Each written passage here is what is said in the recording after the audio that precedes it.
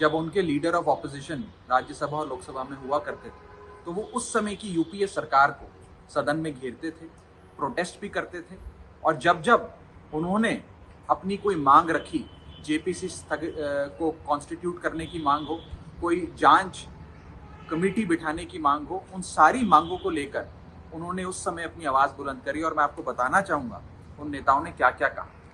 अरुण जेटली साहब, जो राज्यसभा में लीडर ऑफ ऑपोजिशन होते थे, उन्होंने जनवरी 2011 में कहा, parliament's job is to conduct discussions, but at many a time Parliament is used to ignore issues, and in such situations, obstruction of Parliament is in the favor of democracy.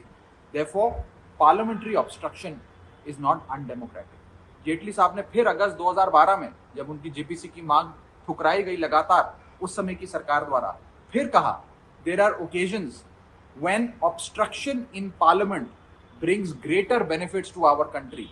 Our strategy does not permit us to allow the government to use Parliament without being held accountable. We do not want to give the government an escape route through debate. उस समय लोकसभा में विपक्ष की नेता हुआ करती थी सुषमा स्वराज जी। उन्होंने 7 सितंबर 2012 को कहा, not allowing Parliament to function is also a form of democracy like any other. यानी कि पार्लियामेंट को स्थगित कर कर विरोध दर्ज कराना भी एक लोकतांत्रिक हथियार है जिसका हम इस्तेमाल कर रहे हैं। सुषमा स्वराज जी ने फिर उसी महीने सितंबर 2012 में आगे जाते हुए कहा, we had to stall parliament to expose the government and its corruption. Anyway, it is the government's job to run parliament and not that of the opposition. यानी कि उन्होंने कहा कि सरकार का भ्रष्टाचार उजागर करने के लिए हमने पार्लियामेंट को स्थगित किया और ये भारत देश के हित में किया गया है।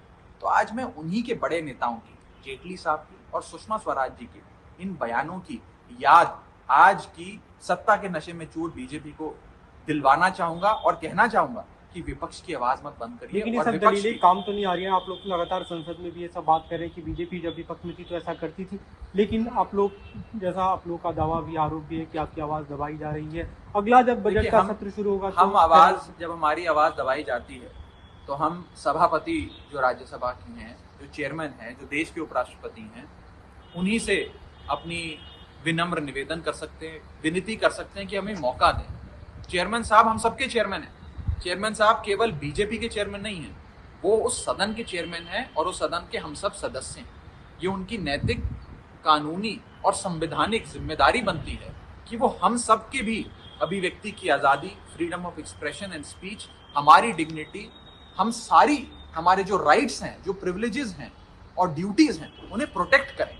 ये मैं जो वार्निंग आप लोगों को दिया गया, आपको क्या उम्मीद है अगले बजट सत्र का जब अगला हमें सस्पेंड करके क्या मिलेगा? आज उन्होंने मेरा नाम पुकारा और कहा कि मैं आपको नेम करके सस्पेंड कर रहा हूँ सदन से। अगर हम सस्पेंड हो जाएंगे तो हम सड़क पे जाके लड़ाई लड़ेंगे। लेकिन आज इस देश में जेपीसी की एक मांग है, पूरा देश मांग कर रहा है, समुच्चय विपक्ष मांग कर रहा है। सरकार इस पे मांग स्वीकारना तो दूर, इस पे चर्चा भी नहीं कराना चाहती। और यदि कोई शख्स अपनी आवाज बुलंद करता है तो उसे सस्पेंड कर दिया जाता है।